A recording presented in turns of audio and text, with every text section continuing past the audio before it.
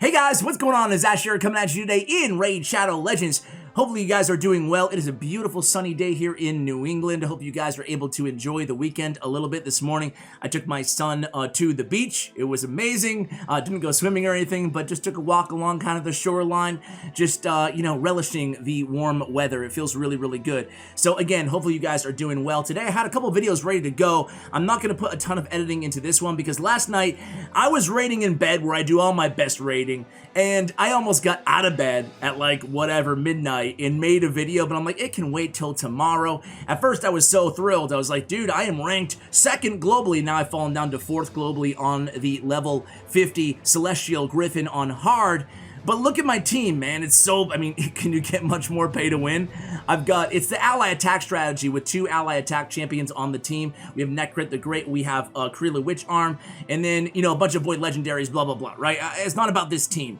It's really, this video is about the newfound difficulty of Doom Tower, talking about what that means, but first, some more kind of anecdotal data for you guys. If you look at my clan rankings here, it used to be like 8 or 9 of us every single day that were kind of pushing the limit. Every time we had 10 more keys to use. Now there's me and my boy Vodka on Rocks. That's it. That is it. And if my clan is struggling, I know that your clans are as well. And let me know in the comments if I'm wrong. We have Agalins as well here on floor 49. So there's really 3 of us right now, even able to get through these waves. The waves are so much more difficult as well. Can you guys feel it? You can't just necessarily throw in Seer and a couple buffers now and make your way to the top of Doom Tower. Granted, this is on hard. On normal difficulty, we have a lot more progression here in my clan. As you guys can see, we have about 13 members, but keep in mind, we're almost all endgame, and we have 13. All we have is 13 members and 2 on hard that are at floor 50. That's, again, telling we're a top 200 clan. By the way, I think we have a spot open if you guys want to check it out. CWA5 is the clan code. Let me just check to make sure I'm right on that. 2 spots open. Elite Force Legends, CWA5. Anyway, guys, it's way more difficult, right? Am I right? Both the waves and the 2 new bosses are very challenging. Now, we gave you some tips against the Eternal Dragon in yesterday's video, the 2nd video I uploaded yesterday. But today, again, we're going to keep it very short and sweet. I'm just going to go, and one more thing, guys. The secret rooms, dude. They're so much harder as well, right? First of all, Secret Room 4, I don't know how it is on normal. I probably should before recording this video, but I haven't looked at all the floors. I'm sure that information has been data mined somewhere. But good God, rare spirit champions only? Dude, I have 1 rare spirit champion. I just maxed out my 2nd just for this room. And I mean, like, Corpulent Cadaver? I never thought I'd be maxing him out, guys. But yeah, these secret rooms, not only are they so niche, like who has rare spirit champions maxed? Who has 5 rare spirit champions maxed? Nobody. That's who. Nobody, right? And then even the other floors, like Secret Room 5 here. Okay, champions from Ogren Tribe faction only. Okay, well that's cool. It's just like your Faction Wars team. No. Not so fast. Look at my team and how pay to win it is, right? I mean, we have Ugo, we have Draco, who, by the way, is really, really good in this secret room. Really good champion overall. You guys know I'm a big fan of him. I have no idea why people hate on this champion. No idea. Crush the Mangler, and this is my team, essentially. But look at turns taken 105. I would show you this, but it would take me till the video's over. You know what? What's the other secret rooms? These secret rooms are impossible! So what I want to do is kind of talk a little bit about, even Secret Room 3, force attack champions only, but the caliber of opponent is so difficult. It's so difficult. I guess I will show you my Griffin team. I'm not going to do the speed run here because it requires manual, so I'm just going to put it on auto and hopefully we kill the boss here. But even these waves are so much more difficult than they used to be. So okay, we've established it, Ash. We get it, bro. It's more difficult. Move on with the video, dude. Okay, I hear you. What is this a good or bad thing? Well, in the short term, it's a bad thing, right? It's a bad thing. Here's my take on it. I was watching a Deadwood Jedi video, and I really applaud anybody in life, not just content creators, anybody, politicians, content creators, whoever, whatever. who go against the trend, right? Because it's so easy to pander and be like, oh, it's awful that it's more difficult. But I really respect Edward Jedi because he made a pretty compelling argument why it's a better thing that it's more difficult. So I hear, you can watch his video if you guys want to basically hear his rationale. Essentially, in a nutshell, it's the most difficult area of the game and it ought to be extremely difficult. That way, in 1 year and 2 years, it still remains incredibly challenging. And I totally get his point. We want this game to last for a while. We don't want everybody to just breeze through the content.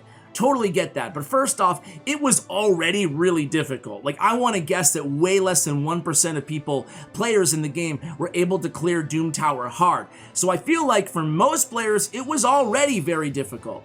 But then adding on to that, ooh, we lose Draco there. This is probably going to be a fail, but we'll see. But adding on to that, guys, it's, to me, listen, you're gonna kill me for this, but I don't mind that it's more difficult, right? I accept the challenge, totally get it. They clearly want it to be more difficult. They wanted way less players to be able to clear this than we're able to. I get that. I'm okay with that. I like a challenge, even on my free-to-play account, I like a challenge, even though I can only clear like 2 levels of normal, right? However, with all that said, this is my huge caveat, right? And hopefully you guys will agree with me on this. If you don't, please let me know in the comments below. But dude, if you're gonna make it more difficult, that's okay. I hear you. But the gear in the champions need to be way better, right? Okay, yeah, this is gonna be a wipe here. See how difficult it is? Apparently I have to do it on manual on this team. But guys, look at these champions that we're getting, right? I mean, I'm not gonna go through them all. You guys pretty much know. But I mean, first of all, Thea the Tomb Angel is the hard, right? One champion who I have no problems with is Archmage Helmet, right? Archmage Helmet is a very, very good champion, solid. But everybody else, especially now that they've made it this more difficult, all the waves are so challenging, new champions being added, new powerful champions being added to all of the waves, really difficult, Krisk after Krisk after Krisk on Doom Tower hard, every single floor it feels like. It is way harder than it used to be on Cycle 1. And what is Cycle 3 gonna look like? Right? Anyway, so Archmage Helmet, good champion. I love him. But everybody else, even though we haven't unlocked most of them, but just looking at their kits and knowing their multipliers because they've been data mined, man, everybody else, starting with Thea the Tomb Angel, needs a buff, man. If you're gonna make it harder, you better make the rewards better, right? I mean, that's my thing. Thea the Tomb Angel, she kinda sucks, man. We thought this hex ability, sure, if you have 1,000,000 hexes up, you can get 300 damage, but to make the setup on this is so challenging. It's tough to even get 2 hexes by the time she autos into her Hex Reaper. That's on a 5-turn cooldown anyway, you know? 5-turn cooldown for an ability that hits way weaker than Abyss's AoE attacks, both of them, you know? So there's a problem with that, and even the other, you know, champions that you get from Doom Tower hard, I do believe that both of them are going to be good, but not exceptional. And they should be exceptional. We're talking Lydia level of exceptionalism on these champions for to justify Doom Tower, how difficult it is. They ought to be, you unlock a champion and it gives you almost instant progression on Doom Tower. Meaning that, okay, I plateaued, but I'm gonna farm secret rooms, I'm gonna unlock a champion, and that's gonna unlock more progression for me to get further in Doom Tower, right? And then the second note here, guys, and again, we'll keep this video super short, but the forge, the artifacts that you can make here, right? Let me push myself over. Okay. So, Guardian set.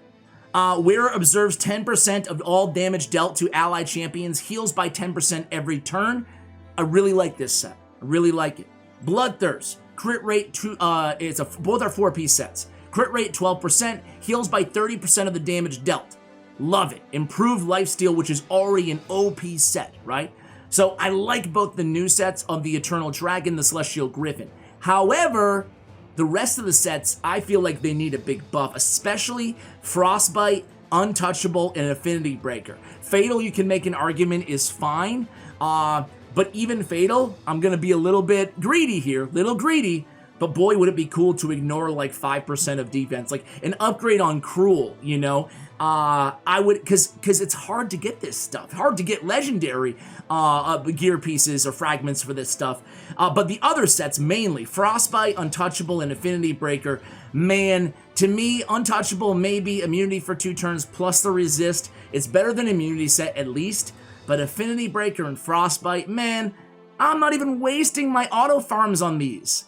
Like, I don't even, I tried a lot of Frostbite. I tried to make a whole team in Frostbite, and it's just like, yeah, kind of sucks. Like, kind of rather have any other artifact set on these champions. So even Frostbite, 15% to block freeze debuffs, 10% to place freeze debuff on the attacker. If they made this 2015, I think it would be instantly viable. But right now, it's just like, it's almost like the big Daddy Frost set. No one uses it, you know? I guess AoE Provoker, which I'm going to do a video on at some point in the future. But really, really niche, and Frostbite to me is almost even more niche. It's not the worst set in the game, but again, this is the most difficult area in the game. We need better rewards if they're going to make it this much more challenging. I'm really, really curious, guys. I want to end it. I will read your comments. I want to hear from you guys. What do you think about Doom Tower, especially those on normal? I'm on normal on my free-to-play, but I'm at like floor 2, 3, whatever. On my main account here, I'm on hard, and I'm hanging in there, barely. I'm hanging in there, right? Still need to build up a bunch of rare, the spirit champions. But what has your experience been? Am I off here, or has it been the same thing on normal? Is it way more challenging? And let me know, don't just give me screw you PLARIUM or screw you Ash. Give me a here's why I think it's a good thing, and here's why I think it's a bad thing. I agree with you on the artifacts. No, Ash, I think these artifacts are great. Just give me some real feedback here so I can take that into consideration on my next opinion video like this one. If you like this video, go ahead and subscribe. More content coming at you every single day here on Ash Raid Shadow Legends. Guys, thanks so much for watching all the way till the end. Appreciate you, and as always, take care, guys.